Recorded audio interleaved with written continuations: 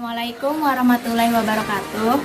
Perkenalkan, nama saya Aziza Dianurunisa, NIM L1A019059, Prodi Manajemen Sumber Daya Perairan, Fakultas Perikanan dan Ilmu Kelautan, Universitas Jenderal Sudirman.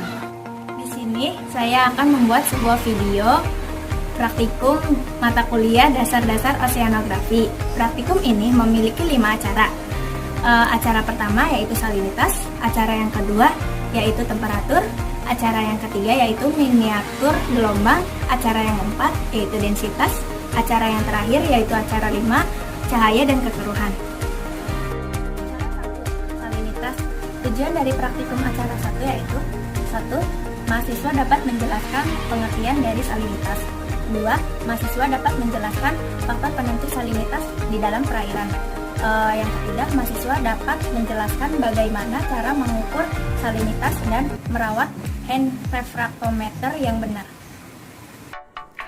Bahan-bahan yang digunakan pada acara 1 diantaranya hand refraktometer, pipet tetes, sampel air laut, aquades, dan yang terakhir tisu.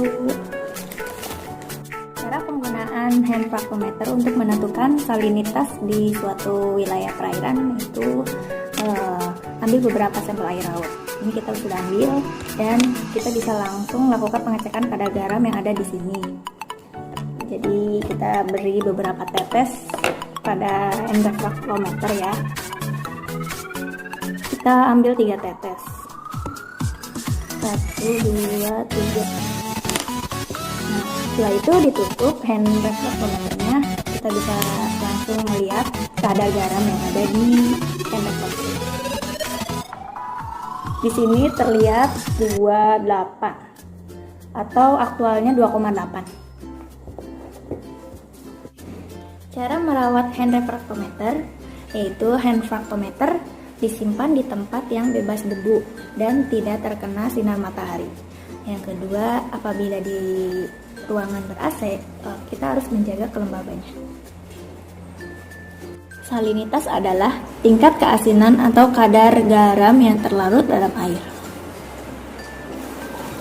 Selain itu, terkadang salinitas juga digunakan dalam istilah kandungan garam dalam tanah. Ada beberapa faktor yang mempengaruhi salinitas. Yang pertama, penguapan. Penguapan berbanding lurus dengan salinitas. Apabila penguapan tinggi, maka salinitas juga tinggi. Apabila penguapan rendah, salinitas juga rendah.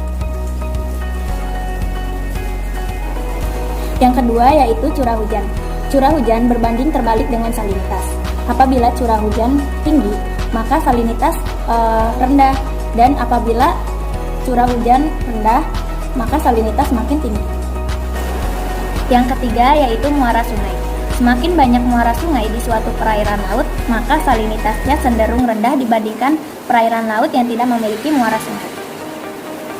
Acara 2, temperatur. Tujuan praktikum acara 2 yaitu 1. Mahasiswa dapat menjelaskan pengertian dari temperatur. Yang kedua, mahasiswa mampu menjelaskan faktor yang mempengaruhi temperatur di perairan. Yang ketiga, mahasiswa mampu menjelaskan bagaimana cara mengukur temperatur yang benar di perairan. Bahan-bahan yang dibutuhkan pada acara 2 yaitu air sampel, termometer air raksa, dan tali rafia. Cara mengukur temperatur. Yang pertama, kita ikat temperatur menggunakan tali rafia. Lalu, masukkan termometer air raksa ini ke dalam kolam air atau sampel dan didiamkan beberapa saat, lalu ditunggu sampai 3 menit.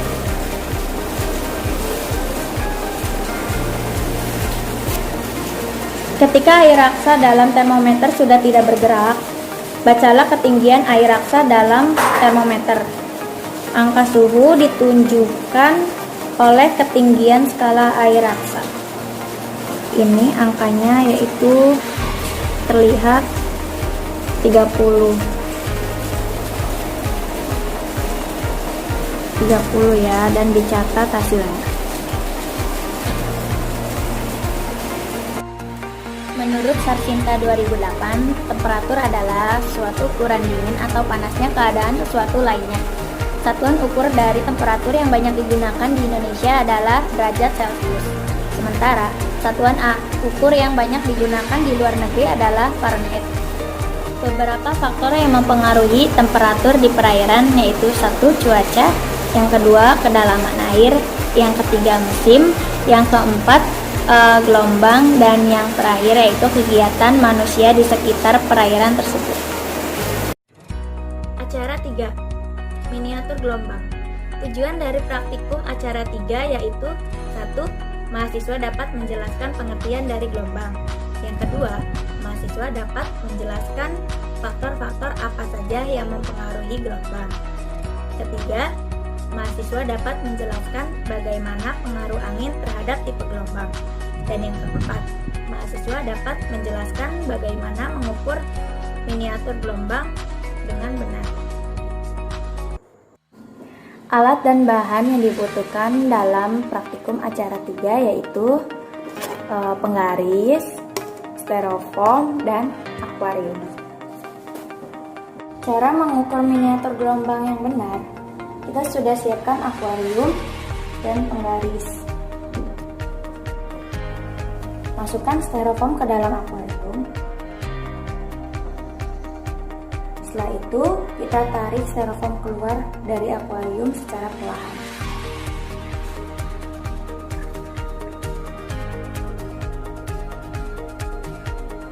Kita bisa lihat berapa tinggi gelombang di penggaris ini, lalu kita catat tinggi gelombangnya berapa.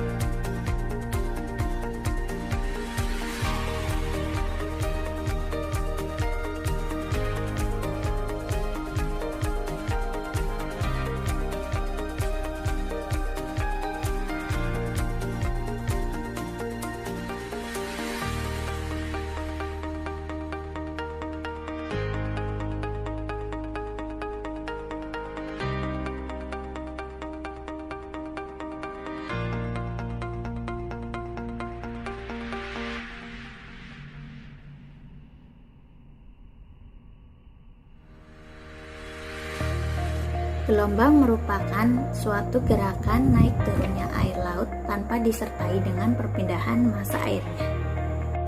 Beberapa faktor yang dapat mempengaruhi gelombang, yang pertama yaitu angin, yang kedua yaitu gempa bumi, yang ketiga pasang surut, yang keempat badai di laut, dan yang kelima perbedaan suhu di laut. Pengaruh angin terhadap tipe gelombang. Angin merupakan suatu aliran udara dalam jumlah yang besar diakibatkan karena adanya perbedaan tekanan udara. Tinggi rendahnya gelombang tersebut yang diakibatkan oleh angin tergantung kecepatan serta juga kekuatan angin yang mengenai permukaan laut tersebut. Acara 4. Densitas. Tujuan dari praktikum acara 4 yaitu 1. Mahasiswa dapat menjelaskan pengertian dari densitas. Yang kedua, mahasiswa dapat menjelaskan apa saja faktor-faktor yang mempengaruhi densitas di perairan. Yang ketiga, mahasiswa dapat menjelaskan bagaimana cara mengukur densitas salinitas dan densitas temperatur yang benar. Dan yang keempat, mahasiswa dapat menjelaskan bagaimana pencampuran air dengan densitas yang berbeda. Alat dan bahan yang digunakan pada praktikum acara 4 yaitu diantaranya air es, termometer air aksa, zat perwarna, papan laminating, garam, air, dan akuarium. Masukkan pewarna pada akuarium, lalu kita homogenkan. Setelah itu kita sudah menyiapkan air yang bersalinitas, yaitu air garam, lalu sudah dan ditetesi zat pewarna warna hijau. Lalu kita masukkan air ini ke dalam akuarium menggunakan papan. Yang penting air tidak langsung masuk ke dalam permukaan.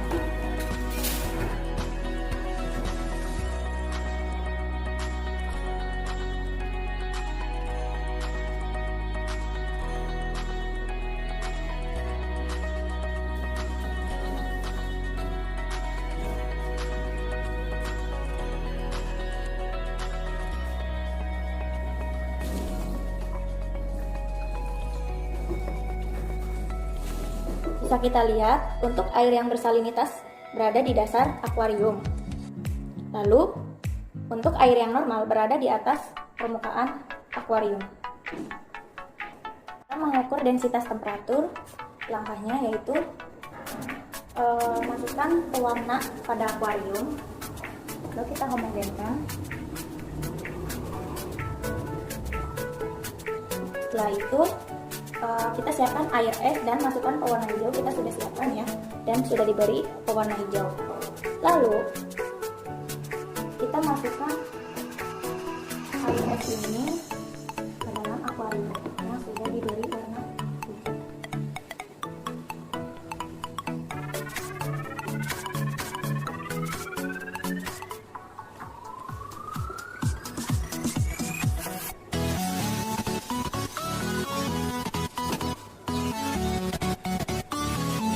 Bisa kita lihat untuk air yang mempunyai salinitas tinggi berada di bawah permukaan akuarium. Lalu untuk air yang mempunyai temperatur rendah berada di bawah permukaan akuarium juga. Densitas adalah jumlah massa air laut per satu satuan volume. Beberapa faktor yang dapat mempengaruhi densitas diantaranya yaitu suhu, tekanan, dan salinitas. Untuk air yang bersalinitas berada di dasar akuarium, dan untuk air yang normal berada di atas permukaan akuarium. Pada pencampuran air dengan densitas yang berbeda, bisa dilihat bahwa untuk air yang mempunyai salinitas tinggi berada di bawah, dan untuk air yang mempunyai temperatur rendah juga berada di bawah.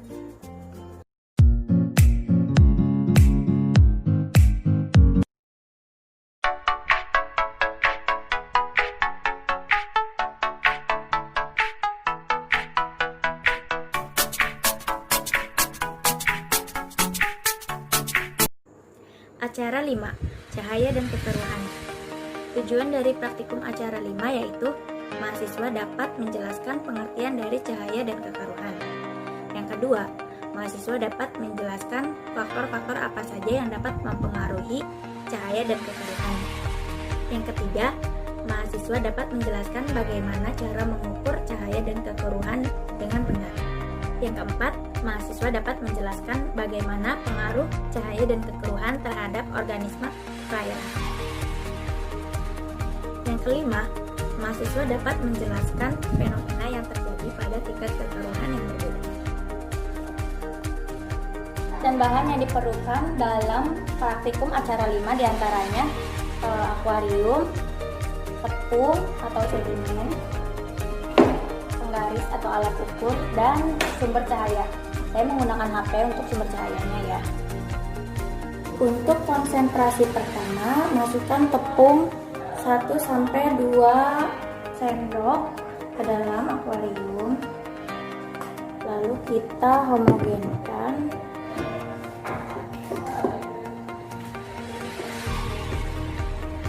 Setelah itu bisa diukur seberapa cahaya bisa masuk ke dalam badan sprayer.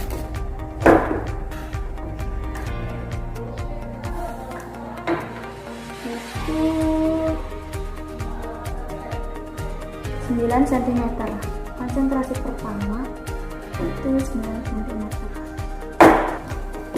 Lalu kita tambahkan tepung ke dalam akuarium untuk konsentrasi yang kedua.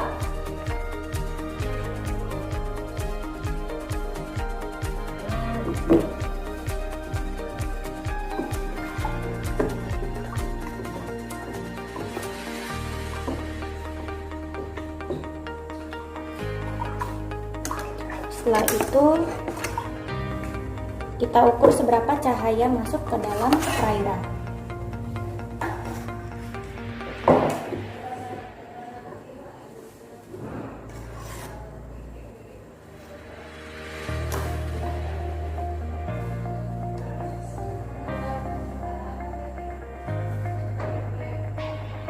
Dua sentimeter,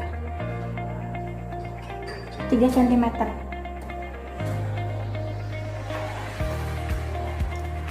Lalu untuk konsentrasi yang ketiga, kita tambahkan tepung ke dalam akuarium.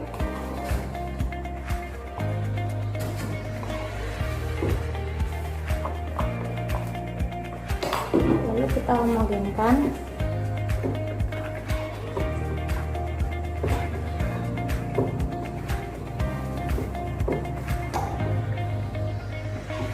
Lalu bisa diukur seberapa cahaya bisa masuk ke badan perairan.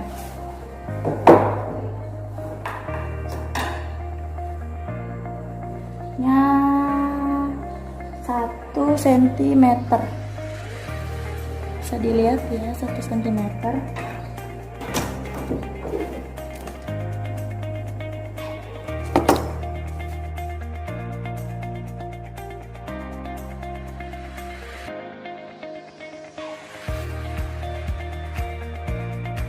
Kekaruhan merupakan ukuran yang menggunakan efek cahaya sebagai dasar untuk mengukur keadaan air beku dengan skala JTU atau disebut Jackson Turbidity Unit. Beberapa faktor yang dapat mempengaruhi kekeruhan di suatu perairan diantaranya: 1. Intensitas cahaya yang jatuh pada permukaan air. 2. Kelarutan bahan atau zat-zat yang terlarut di dalam air. Yang ketiga, suspensi di dalam air. Pengaruh cahaya dan kekeruhan terhadap organisme di suatu perairan. Pengaruh pertumbuhan makroalga dipengaruhi oleh tingkat kekeruhan di suatu perairan. Hal ini dikarenakan kekeruhan berpengaruh terhadap penetrasi cahaya ke dalam kolom air karena cahaya mempunyai peranan penting bagi alga laut, terutama dalam proses fotosintetik. Fenomena yang terjadi pada tingkat kekeruhan yang berbeda bisa kita lihat perbedaan antara konsentrasi 1, 2, dan 3. Semakin besar konsentrasi zat yang terlarut dalam perairan menyebabkan semakin rendahnya cahaya yang bisa masuk ke dalam suatu perairan.